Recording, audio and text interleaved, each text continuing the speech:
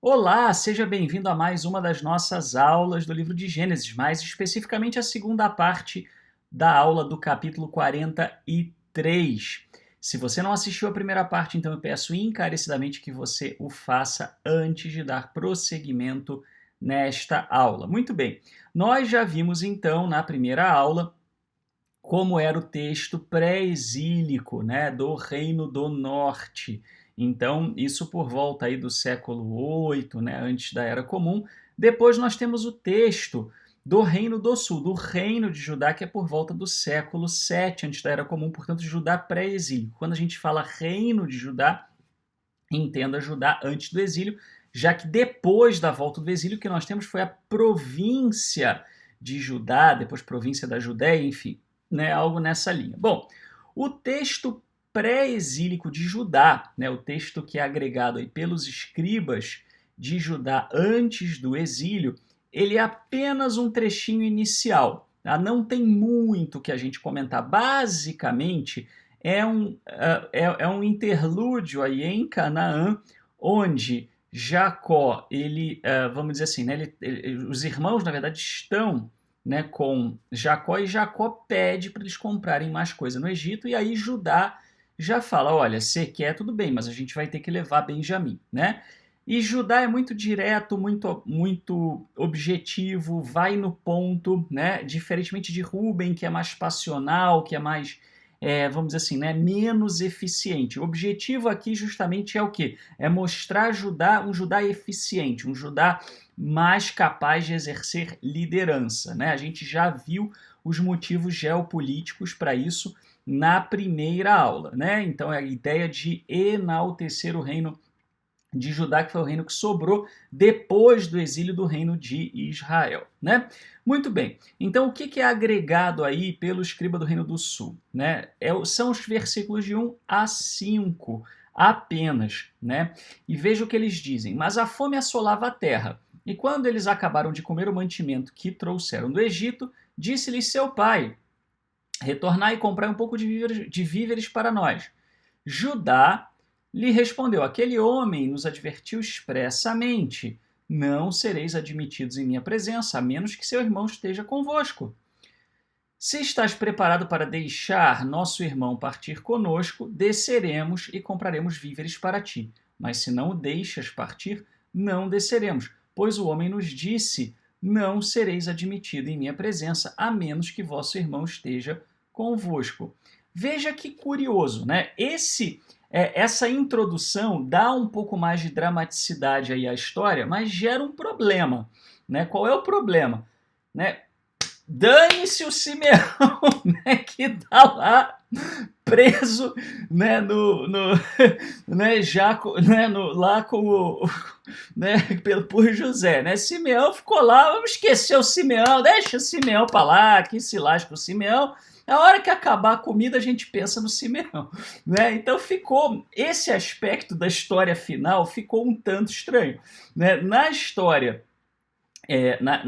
original, vamos dizer assim, né? O que acontece? Acontece justamente que eles vão e fazem, né? Eles fazem o que José ordenou e ponto, acabou. Não tem, né? Não tem muito esse tipo de final, né? Assim, então é um pouco diferente a dinâmica da coisa, né? Esse interlúdio, né? Assim, passou-se um tempo em Canaã e aí a fome apertou e não sei o quê, e o Simeão lá, né? Coitado do Simeão esquecido na prisão, né? Igual José, né? Isso é uma característica aí do texto do Reino do Sul, né? Igual José, Simeão foi ficando lá, tá? Muito bem. Basicamente é isso que o Reino do Sul adiciona, né? E aí então o texto, né, do comentário do Dr. Tsemayor como na versão do Reino do Sul de Gênesis 37, Judá assume a liderança e Rúben, o filho mais velho, é mais uma vez marginalizado. De acordo com o texto do Reino do Sul, Judá reafirma vigorosamente a necessidade de partir para Canaã nos versículos 1 a 5, e seu pai o escuta sem maiores discussões, ao contrário do apelo passional de Rúben no capítulo anterior, que é rejeitado, né? Então é exatamente o que a gente acabou de falar aqui. O que realmente vai agregar muita coisa na história, né? Assim, na verdade, aqui houve um detalhe importante, né? Cronológico e tudo mais. Não é uma coisa seguidinha da outra, né? Passa-se um tempo, né? E menefrega pro Simeão, né? Assim, mas aqui não. O texto pós-exílico já vai adicionar, né, bastante detalhe de dramaticidade, né? Assim, Jacó já vai hesitar, já não vai querer, né? E não tá nem aí pro Simeão tá preso, né? E aí você vai ver que realmente o texto pós-exílico fica bem mais extenso, né? Então o que vai acontecer? Israel disse, né? Repara que interessante, né? O termo Israel não é usado por Judá, né? Pelo escriba de Judá, né? Pelo texto que alguns chamam, né? Eu estou aqui usando o cronológico, fica mais fácil, mas alguns chamam de texto javista, né? O texto que usa o tetragrama Yud Rei Wal Rei, né? Então assim, ele não chama Jacó de Israel, né? Jacó de Israel ou é reino do norte ou é pós-exílico, né? Aqui no caso é pós-exílico. Por que me fizeste mal, dizendo aquele homem que tinhas ainda um irmão, né? Eles já haviam explicado, né? Mas Jacó insiste. O homem, responderam eles, perguntou sobre nós e sobre nossa família, dizendo: vosso pai ainda vive? Tendes um irmão? Né? E nós respondemos às suas perguntas. Repara que ficou um tanto também aqui delicado, porque assim, José pergunta de novo se o pai está vivo, né? Isso não aparece no texto original, né? De fato, até se você for ver a cronologia, não bate, né? Porque José vai perguntar se o pai está vivo depois e não antes, né? Muito bem. E Jacó já sabia, né? Não tem muito por que Jacó perguntar isso, ele já sabia, né? É apenas para dar dramaticidade mesmo, né? Não é para agregar elementos. E nós respondemos as suas perguntas. Podíamos nós saber que ele diria: trazei vosso irmão? Então Judá disse a seu pai Israel: deixa ir comigo o menino. Vamos, ponhamo-no a caminho para conservarmos a vida e não morrermos, nós, tu conosco e nossos filhos. Eu me torno responsável por ele. A mim pedirás conta dele. Se me suceder de não te restituir e não trazê-lo de volta a teus olhos, diante de teus olhos, perdão, serei culpado durante toda a minha vida. Se não nos tivéssemos demorado tanto, já estaríamos de volta pela segunda vez. Então seu pai Jacó lhes disse: se é necessário, fazer assim. Tomai em vossas bagagens os melhores produtos da terra para levardes como presente a este homem. Aqui, Jacó especifica um presente. É por isso que aqui você vai ter esse presente, né? O artigo definido, na verdade, ele vai ser um adendo pós-exílico. Tá? Um pouco de bálsamo, um pouco de mel, alcatira e ládano, pistácias e amêndoas. Tomai convosco, né? Algumas traduções trazem melado ao invés de bálsamo. Tomai convosco algumas quantias de dinheiro e levai de volta o dinheiro que foi posto na boca de vossas sacas de trigo. Talvez tenha sido um descuido. Então repara, né? Agora é que eles vão se preocupar com o dinheiro, né? Assim, fica um tanto esquisita essa cronologia a partir desses acréscimos pós-exílicos. Mas, beleza, né? Vamos que vamos. Tomai vosso irmão e parti, retornai para junto deste homem, que El Shaddai. El Shaddai é um termo muito usado em texto pós-exílico, tá? Né? Já está falando aí, né? Já tem uma influência aí, né, da ideia dos Shidu, né, dos deuses que eram deuses de tempestade, eram deuses protetores, né, e que habitavam o cume das montanhas. Eu falo um pouco sobre isso, né, numa explicação sobre o termo Shaddai aqui no canal. Tá? Então, né, mas é um termo muito usado nos textos pós-exílicos. Vos faça encontrar misericórdia junto desse homem. A ideia é que é de proteção, por isso o termo El Shaddai. Antigamente as Bíblias traduziam El Shaddai como Todo-Poderoso. Péssima essa tradução. Talvez Elohim você consiga traduzir como Todo-Poderoso, né? Não é, talvez, de todo a pior tradução, mas El Shaddai traduzido como Todo-Poderoso é viagem, né? Por isso que as traduções mais modernas não trazem assim. Né, trazem El Shaddai transliterado. Então, que El Shaddai vos faça encontrar misericórdia junto desse homem, e ele vos deixe trazer vosso outro irmão e Benjamim. Quanto a mim, que eu perca meus filhos se os devo perder. Né? Então, Jacó já está, né? Tá bom, vai, não adianta, né? Não adianta ficar. Os homens tomaram, portanto, esse presente, o dinheiro em dobro com eles, e Benjamim. Partiram e desceram ao Egito. e se apresentaram diante de José. Quando José os viu com Benjamim, disse a seu mordomo: Conduze esses homens à casa, abate um animal e prepara-o, porque esses homens comerão comigo ao meio-dia. Lembrando que na narrativa original, tudo isso, né, tudo isso que está em preto aqui faz parte de um movimento único, não tem duas, né, não tem esse hiato, na verdade, né, tem as duas idas, né, a ida e a volta, mas não tem esse hiato, esse tempo que passa entre uma coisa e outra, né? O homem fez como José ordenara e conduziu os homens à casa de José. Aqui nós vamos ter um acréscimo grande que vai do 18 até o 25. Vamos ler. Os homens se amedrontaram porque eram conduzidos à casa de José e disseram: é por causa do dinheiro que voltou em nossas sacas de trigo, na primeira vez que nos conduzem. Vão nos agarrar, cair sobre nós e nos tomar como escravos, com nossos jumentos. Eles se aproximaram do mordomo de José e lhe falaram na entrada da casa: Perdão, meu senhor, disseram eles, nós descemos uma primeira vez para comprar víveres, e quando chegamos ao acampamento para a noite e abrimos nossas sacas de trigo, eis que o dinheiro de cada um de nós se achava na boca de sua saca, nosso dinheiro intacto, e o levamos conosco. Nós trouxemos outra quantia para comprar víveres. Nós não sabemos quem colocou nosso dinheiro nas sacas de trigo. Mas ele respondeu: Ficai em paz e não tenhais medo. Foi o vosso Elohim, Elohim de vosso pai, que vos colocou um tesouro nas sacas de trigo, o vosso dinheiro chegou até mim. Né? Então, veja o que ele está falando. Né? Ele está dizendo o seguinte: olha, na verdade, a gente também não sabe quem é que colocou esse dinheiro. O dinheiro de vocês chegou até mim. Né? Então, aí ele atribui a uma provisão divina. Isso também é muito típico do pós-exílio, né? Quando os judeus começaram, né, o pessoal de Judá, da província da Judéia, né, começou a ver a coisa, né, dos infortúnios e dos testes e etc., como uma grande providência divina. Isso tem a ver com o momento em que eles estavam vivendo, de reversão, né, de uma série de anos de infortúnio. Né?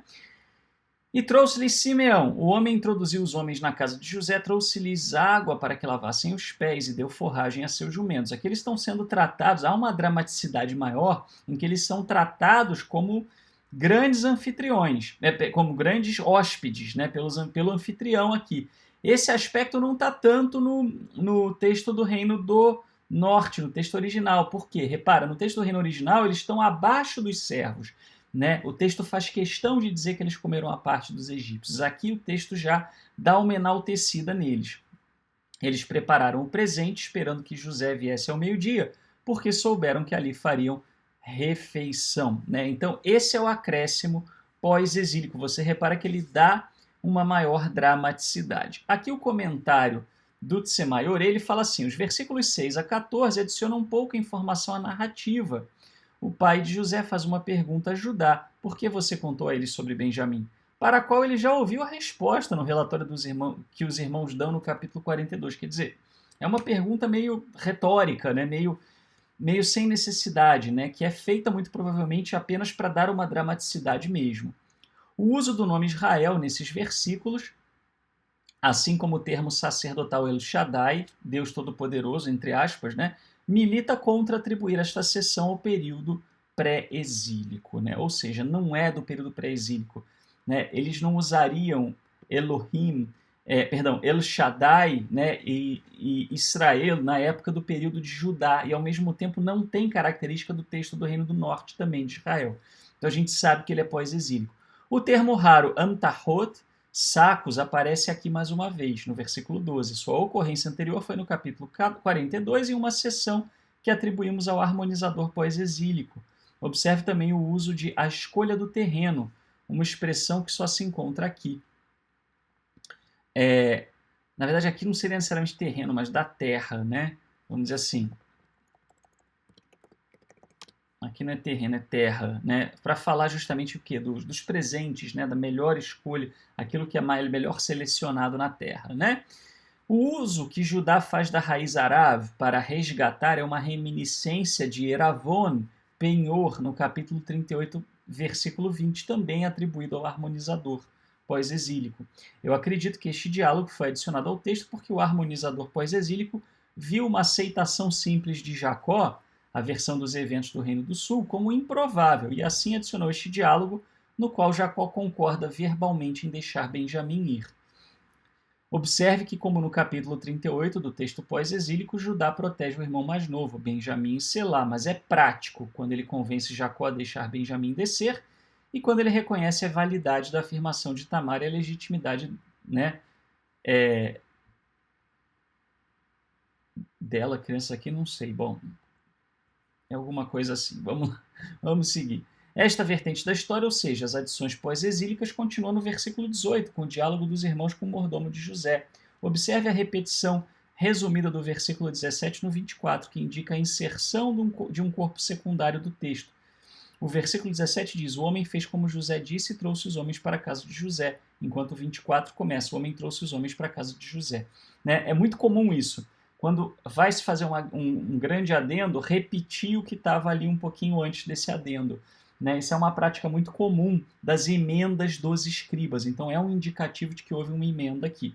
Né? Aqui o Tsemaioret está sendo bem mais detalhado para mostrar o porquê que esse texto, a gente acredita que ele seja pós-exílico. Né? Vamos a alguns comentários. Verdades e mentiras. Jacó, a quem os irmãos mentiram, uma vez mentiram sobre José, 37, 31 a 35, agora os acusa de falar demais da verdade, né? É interessante, né, esse acréscimo pós-exílico aqui, né, esse adendo. Lembrando que adendo não quer dizer falsificação, tá? Eles não tinham a ideia assim, estamos falsificando o texto. Não pensavam assim. Eu expliquei isso no começo da primeira aula, já em outras aulas também. Né? Mas é curioso, né? Jacó, vocês estão falando demais, né? Antes eles estavam falando de menos, né? Verdade, aqui estão falando demais. Os irmãos, na verdade, eles estão mentindo, embora com uma intenção mais benigna, pois de acordo com 42, de 9 a 13, eles ofereceram as informações sobre seu irmão mais novo, quer dizer, eles mentiram ainda para o pai, né? Um pouquinho. Eles falaram, ele que perguntou. Não, na verdade ele não perguntou, né? A fiança. No hebraico árabe, lembra penhor, eravon, já falamos um pouco sobre isso, que Judá ofereceu a Tamar no 38:17. Nesse discurso, Judá convence seu pai, que acredita ter perdido 2 filhos, a entregar o terceiro. Exatamente o ato que ele havia perigosamente procurado evitar no capítulo 38.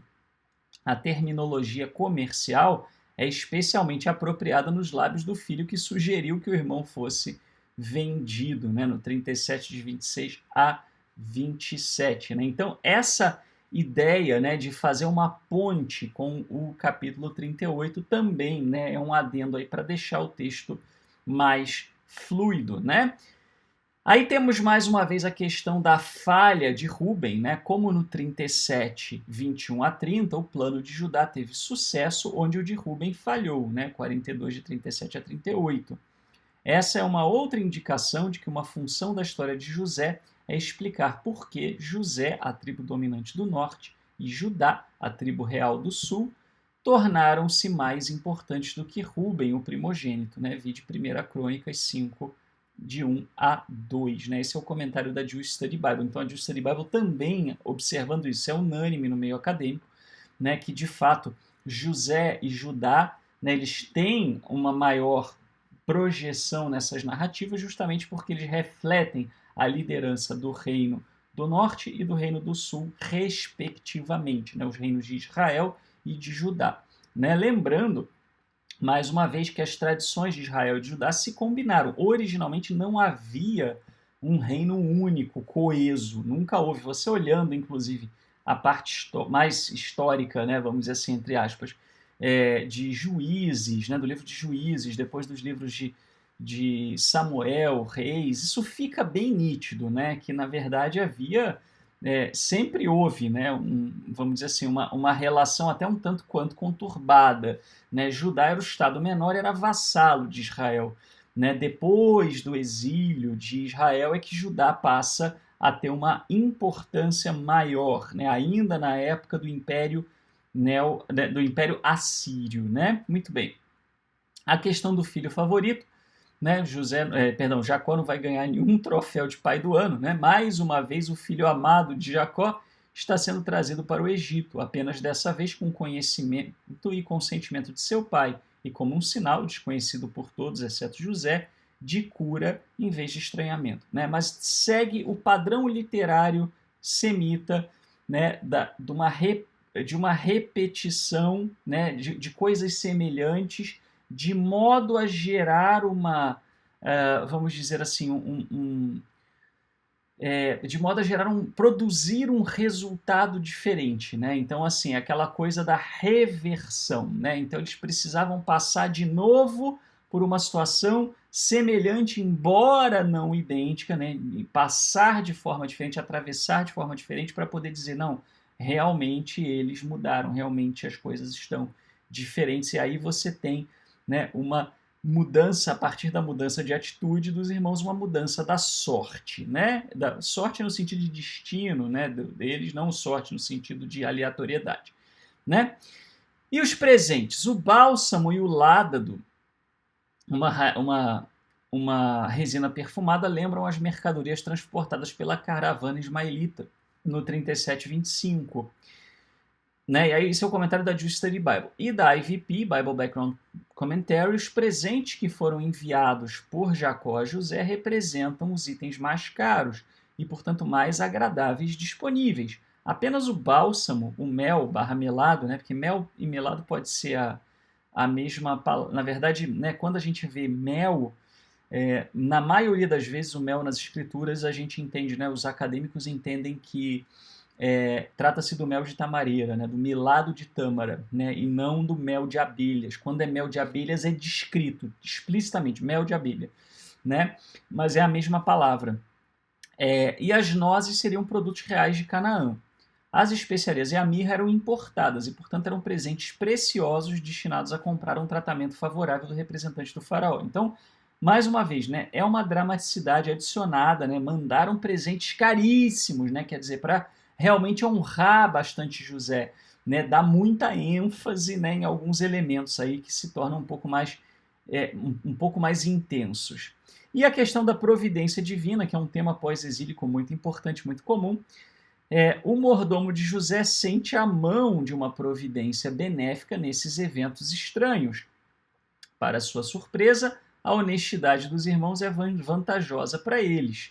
Ele até restaura um irmão perdido, o refém Simeão. Né? Então os irmãos chegam lá cheios de medo. Né? Isso é muito também da coisa da reversão. O medo de falar a verdade. Repara, né, no capítulo 37, eles têm medo de falar a verdade para o pai. Mentem, contam uma mentira, né? E a coisa degringola a partir daí. Aqui não, eles falam a verdade. Olha, aconteceu isso aqui, a gente não tem a menor ideia, né? E eles correm um risco danado quando eles fazem essa revelação, né? E para grande surpresa deles, a honestidade ela é recompensada. Isso é uma grande lição. Como eu sempre digo aqui, a razão pela qual as narrativas eram construídas, né, e elas não são históricas, uma boa parte da Bíblia hebraica não é histórica, mas sim narrativas que misturam elementos históricos, folclóricos, mitológicos, etc., num grande compêndio textual e é contado de uma dada forma. Por quê? Porque a maneira semita de ensinar valores, de ensinar virtudes, etc., não era através de tratados filosóficos longos. Né? Isso é uma cultura muito mais grega, por exemplo, né, do que uma cultura semita. Tá? Então a maneira que eles faziam era através de contos. Né? Isso perdura muito até hoje no meio do povo judeu. Né? Nós judeus gostamos muito, né, de contos, né, de contar histórias que ilustram ponto. Tá? Então as parábolas, né, por que não dizer? Tá? Então essa era a forma de se ensinar alguma coisa. E aqui o que está sendo ensinado? Né? O que está sendo ensinado é para confiar na providência divina e também que contar a verdade compensa. Né? A hora em que eles contam a verdade, a coisa muda. Enquanto eles estavam mentindo, estavam descendo ladeira abaixo. Na hora que resolvem ser honestos e ser sinceros, então a coisa dali só tende a melhorar. Né? E aí é o que acaba acontecendo, inclusive, né, finalmente, né, alguém lembra do pobre do Simeão, né, e traz o Simeão. Né, mas ficou um pouco, né, essa parte ficou bem cruel aí com o Simeão, né, coitado do Simeão que ficou lá, sabe-se lá, né, se não quer dizer, eu fico pensando, não tivesse fome, né, em Canaã, não tivesse agravado ali, tivessem pego o finalzinho da fome, o Simeão estava lá, né, tinha ficado lá diretaço, né. Muito bem. Então chegamos aqui, né, ao final da nossa aula do capítulo 43. Mais uma vez fica aqui o meu pedido, o meu apelo a você, se você gosta desse tipo de material. de cunho mais acadêmico, né, mais voltado para uma investigação e uma pesquisa pautada em historicidade, em literatura, em achados arqueológicos, etc., né, e não em dogma, não em religiosidade, né, que não puxa sardinha para nenhuma religião, mas procura olhar o texto bíblico, né, com um olhar mais acadêmico e o texto pelo texto, portanto uma exegese de fato e não uma exegese travestida de exegese, que é o que a gente vê muitas vezes, né, em comentários mais religiosos que tentam puxar uma sardinha dogmática. Se você entende que isso é importante, você gosta desse tipo de trabalho, ajude a gente a continuar. O YouTube não monetiza os nossos vídeos, não vai monetizar os nossos vídeos, né, e a gente depende, então, desses recursos para poder seguir o nosso trabalho. Então seja generoso, ajude para que a gente possa fazer cada vez mais e melhor. Você pode fazer isso através de uma das contas que aparece no seu vídeo ou através do Pix, universomonoteísta@gmail.com, que é a chave do Pix, e é também o meu e-mail para contato. Muito obrigado e até o próximo capítulo, se o Eterno assim nos permitir.